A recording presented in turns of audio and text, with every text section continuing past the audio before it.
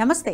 భారతదేశ చరిత్రలో స్వాతంత్ర్య పోరాటం తర్వాత భారత జాతి మొత్తాన్ని సమైక్యపరిచిన ఏకైక ఉద్యమం శ్రీరామ జన్మభూమి పోరాటమే.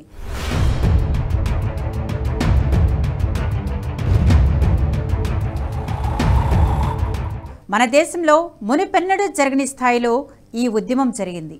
ఊరు, వాడ, నగరం, బస్తీ అనే తేడా లేకుండా దేశంలోని అన్ని వర్గాల ప్రజలు ఈ ఉద్యమంలో పాల్గొన్నారు. అయోధ్య శ్రీరామ జన్మభూమి కోసం జరిగిన విముక్తి పోరాటంలో ఎందరో మహానుభావులు తమ జీవితాలను ధారపోశారు. అలా అలుపెరగని పోరాటం చేసిన మహనీయుల్లో ఒకరు దిగంబర్ అఖాడా ప్రముఖ మహంత్ రామచంద్ర దాస్ పరమహంస. శ్రీరామ జన్మభూమి న్యాస్ అధ్యక్షులు కూడా. అయోధ్య ఉద్యమంలో మహంత్ రామచంద్ర దాస్ భగీరథ ప్రయత్నమే చేశారు. 1940వ దశకం నుంచే శ్రీరామ జన్మభూమి విముక్తి ఉద్యమంలో ఉన్నారంటే వారి సంకల్ప బలం ఎంత గట్టిదో మనకు తెలియజేస్తోంది. 1949 డిసెంబర్ 22న శ్రీరామ జన్మస్థాన్ బాబ్రీ కట్టడంలో బాలరాముని విగ్రహాలు ఏర్పాటైన తర్వాత 1950 జనవరి వరకు కూడా అక్కడ నిత్య పూజలు జరిగాయి.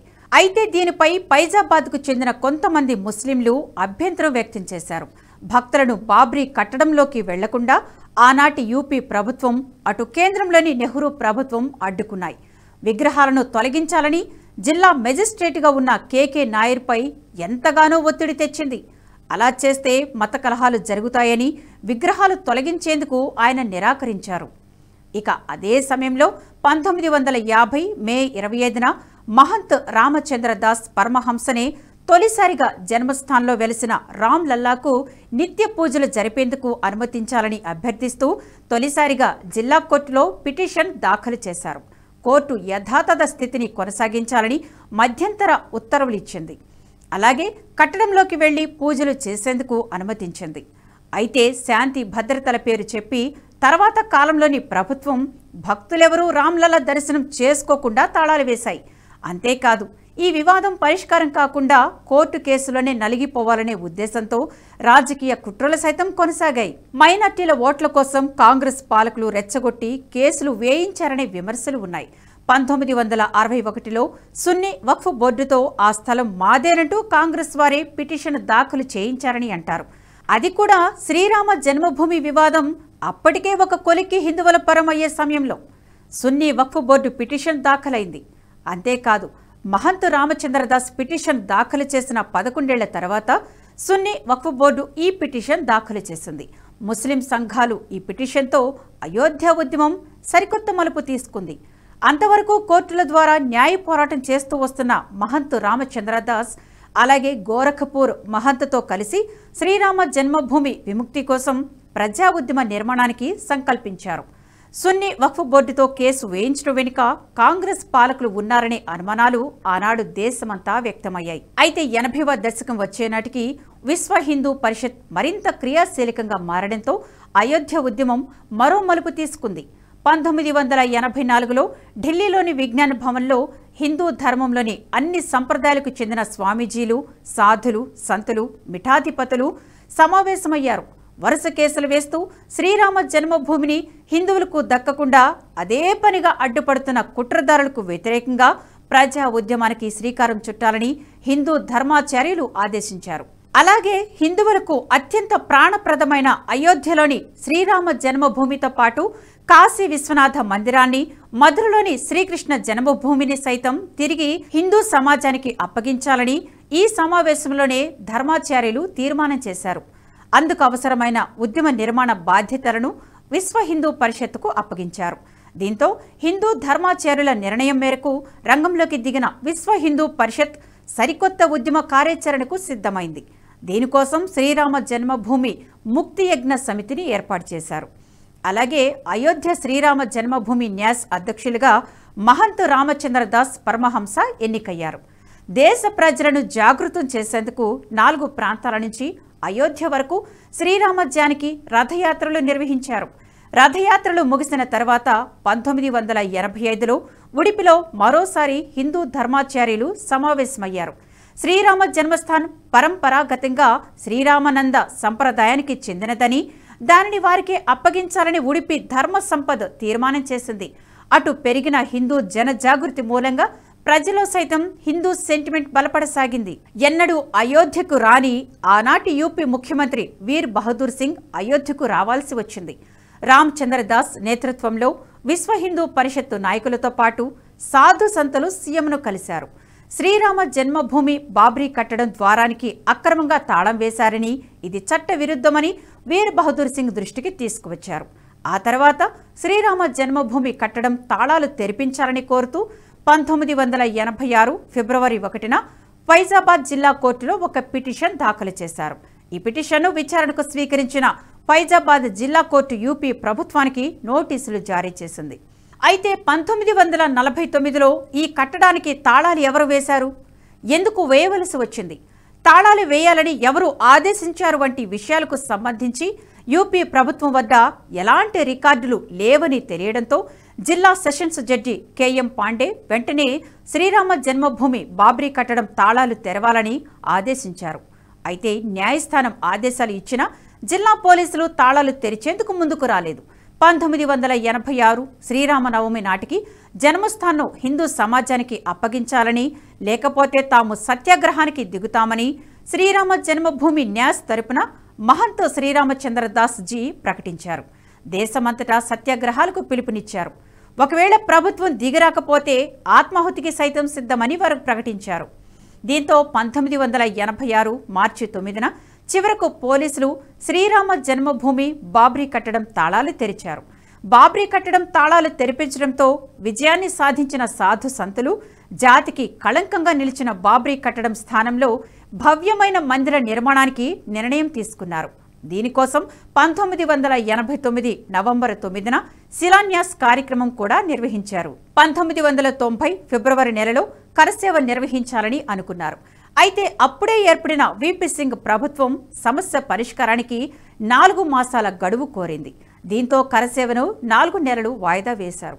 1990 జూన్లో హరిద్వార్లో సమావేశమైన హిందూ ధర్మాచార్యులు 1990 అక్టోబర్ 30 ఏకాదశి పర్వదినాన కరసేవ చేయాలని నిర్ణయం తీసుకున్నారు. ధర్మాచార్యుల నిర్ణయం మేరకు యావత్ భారతంలో హిందూ సంకల్ప్ దివస్ నిర్వహించారు. ఆ తర్వాత విజయదశమికి విజయయాత్ర చేశారు. మొదటి కరసేవ సందర్భంగా అయోధ్యలో కరసేవకులకు కేంద్ర స్థానంగా దిగంబర్ అఖాడా నిలిచింది. మహంత్ రామచంద్రదాస్ పరమహంసను ములాయం ప్రభుత్వం అరెస్టు చేసింది. 1992 డిసెంబర్లో నిర్వహించిన రెండవ కరసేవ సమయంలో యూపీలో కళ్యాణ్ సింగ్ నేతృత్వంలో బీజేపీ ప్రభుత్వం ఉండడంతో 1990లో ములాయం ప్రభుత్వ హయాంలో మాదిరిగా ఇప్పుడు కరసేవకులపై ఎలాంటి నిర్బంధాలు లేవు. అయోధ్య మొత్తం కరసేవకులతో నిండిపోయింది. పూజ్య మహంత్ రామచంద్రదాస్ ఆధ్వర్యంలో శ్రీరామ భజనలు జరిగేవి. వివిధ ప్రాంతాల నుంచి వచ్చిన కరసేవకులను కలుస్తూ వారికి మార్గదర్శనం చేసేవారు. డిసెంబర్ 6న బాబ్రీ కట్టడం పడిపోయిన తర్వాత బానిసత్వానికి చిహ్నంగా నిలిచి కట్టడం కూలిపోయింది. ఇక భవ్యరామ మందిర నిర్మాణమే మిగిలిందని ఆయన అన్నారు. తర్వాత కాలంలో అయోధ్య భూ వివాదం మళ్లీ కోర్టుల పరిధిలోకి వెళ్లడంతో సింఘాల్జీతో కలిసి మహంత్ రామచంద్రదాస్ మళ్లీ న్యాయ పోరాటానికి సిద్ధమయ్యారు. ఒక దశలో కేంద్రంలో వాజ్పేయి ప్రభుత్వం ఏర్పడిన తర్వాత కూడా రామ మందిరం అంశాన్ని పట్టించుకోవడం లేదని ఆగ్రహాన్ని వ్యక్తం చేశారు. సాధు సంతుల ప్రతినిధి బృందంతో కలిసి 2002 జనవరిలోని అప్పటి ప్రధాని అటల్ బిహారీ వాజ్పేయిని కలిశారు కూడా. మందిర నిర్మాణానికి వెంటనే చర్యలు తీసుకోవాలని, లేకపోతే ముందుగా నిర్ణయించిన తమ కార్యక్రమాలను వాయిదా వేసే ప్రసక్తే లేదని వాజ్పేయి ముందే స్పష్టం చేశారు. 2002 మార్చిలో అయోధ్యలో యజ్ఞంతో పాటు శిలాదాన కార్యక్రమానికి మహంత్ రామచంద్రదాస్ పిలుపునిచ్చారు. ప్రభుత్వం ఈ కార్యక్రమాన్ని అడ్డుకుంటే తాను ఆత్మాహుతి చేసుకుంటానని కేంద్ర ప్రభుత్వాన్ని హెచ్చరించారు. ఈ కార్యక్రమానికి దేశం నలుమూల నుంచి రామభక్తులు తరలివచ్చారు. మహంత్ రామచంద్రదాస్ ప్రకటనతో వాజ్పేయి ప్రభుత్వం ఉలిక్కిపడింది. అయోధ్యను దిగ్బంధించింది. రామభక్తులను కట్టడి చేసేందుకు అనేక చర్యలు చేపట్టింది. ఇది దేశవ్యాప్తంగా ఉద్రిక్తతలకు దారితీసింది. మహంత్ రామచంద్రదాస్ను బుజ్జగించి ఆయన నిర్ణయాన్ని వెనక్కి తీసుకునేలా కేంద్ర మంత్రులను సైతం ఆయన వద్దకు పంపించింది వాజ్పేయి ప్రభుత్వం. చివరకు మధ్య మార్గంగా ప్రభుత్వాధికారి చేత శిలాదానం స్వీకరించేందుకు ప్రభుత్వం చర్యలు తీసుకోవడంతో ఈ కార్యక్రమం శాంతియుతంగా ముగిసింది. 2003లో ఢిల్లీలో సైతం వారు సత్యాగ్రహం నిర్వహించి అరెస్టు కూడా అయ్యారు. 2003 ఏప్రిల్ 29, 30న అయోధ్యలో శ్రీరామ సంకీర్తన కార్యక్రమం నిర్వహించాలని భావించారు. ఈ కార్యక్రమంలో దాదాపు 2 లక్షల గ్రామాల నుంచి 2 కోట్ల మంది ప్రజలను భాగస్వాములు చేయాలని ఆయన తలిచారు. అయితే వయసు మీద పడడం, దీంతో పాటు అనారోగ్యం సమస్యలతో కారణంగా కొంత ఇబ్బంది పడ్డారు. ఢిల్లీలో సత్యాగ్రహం నిర్వహించిన కొద్ది రోజులకే 2003 జూలై 31న తన దేహాన్ని విడిచి పరమాత్మలో ఐక్యమయ్యారు. మహంత్ రామచంద్ర పరమహంస వ్యక్తిగత జీవితానికి సంబంధించి మరిన్ని విషయాలు తెలుసుకుందాం. సన్యాస శ్రమ దీక్షను స్వీకరించక ముందు వారి పూర్వనామం చంద్రేశ్వర్ తివారీ. 1912లో బీహార్లోని ఛప్రా జిల్లాలోని సింఘనిపూర్ గ్రామంలో జన్మించారు. ఇంటర్ తర్వాత పాట్నా వెళ్లి ఆయుర్వేద కాలేజీలో చేరారు. ఆయుర్వేదాచార్యులుగా పట్టా సంపాదించారు. అయితే తన జీవితాన్ని దేశం కోసం, ధర్మం కోసం అంకితం చేయాలని నిర్ణయించుకున్న ఆయన 1930లో అయోధ్యకు చేరుకున్నారు. రామ్ఘాట్లోని పరమహంస రామ్ కింకర్ దాస్ జీ వద్ద శిష్యరికం చేశారు. 1945 నుంచి అయోధ్యలో శ్రీరామ జన్మస్థాన్ విముక్తి పోరాటంలో గోరఖ్పూర్ పీఠాధిపతులతో కలిసి పాల్గొన్నారు. ఆ తర్వాత న్యాయ పోరాటం చేశారు. 1975లో దిగంబర్ అఖాడాకు మహంత్గా ఎన్నికయ్యారు. శ్రీరామ జన్మభూమి న్యాస్ అధ్యక్షులుగా కూడా ఉన్నారు.